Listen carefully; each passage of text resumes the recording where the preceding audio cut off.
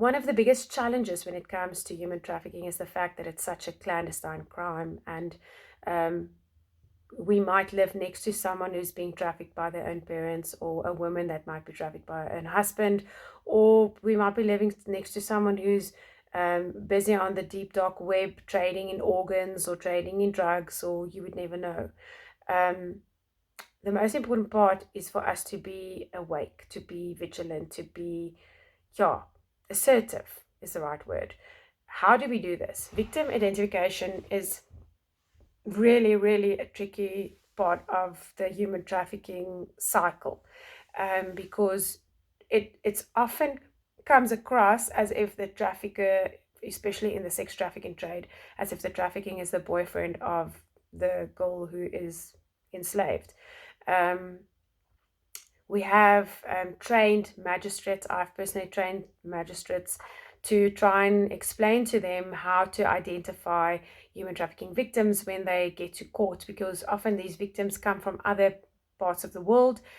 Because it's much more attractive for instance, a South African man to have sex with a lady that's Thai, or a lady that comes from, France, or with a foreign accent. The same incident would be much more attractive for a guy who's for instance Italian, to have to buy sex from a lady that has an African accent, or whatever the case may be.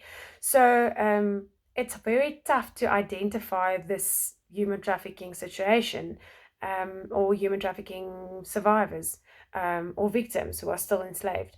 And one of the things are that they can't speak for themselves. They are controlled. They basically don't have their own free will. They are controlled by their traffickers. So even when I speak to doctors, and we train, sometimes when there's a need to train air hostesses, or doctors, it's often one of the cases where these poor victims, they literally are so kept quiet. Even if they go to the doctor's consultation rooms, they don't go alone. They're not allowed to speak to the doctor on their own. Their pimp or their boyfriend will speak on behalf of them and say, this is what the illness is, or she's struggling with her stomach, or whatever the case may be.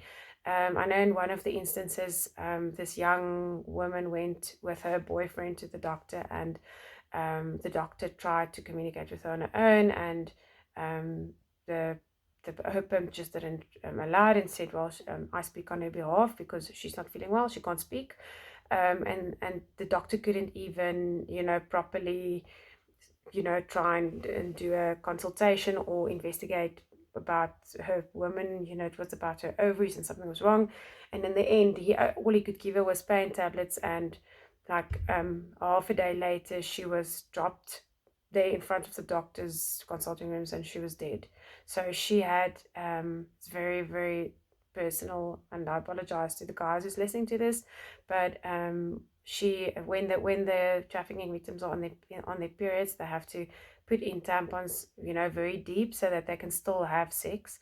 And there were so many tampons inside of her that she had poisoning. She got poisoning, blood poisoning, and she passed away because of this. And this is the things that happens to these human trafficking victims. So had the doctor been a bit more assertive, the doctor could have brought it to the victim's attention that she actually had the right to see her doctor alone, and to tell her boyfriend to wait outside. So these are things that we constantly have to train medical personnel on.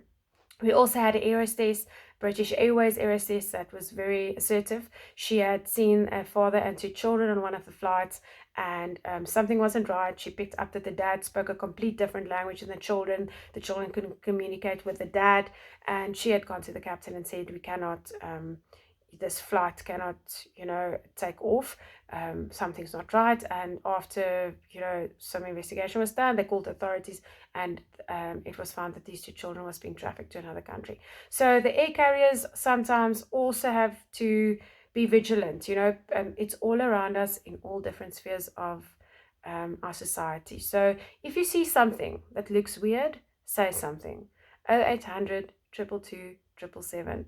Report it. Even if you just say, I was in a shop now, in this shop in Menlyn, or in whatever the case may be, in Belleville Mall, or and I saw something. I saw this guy standing there with the cameras taking pictures of a young girls.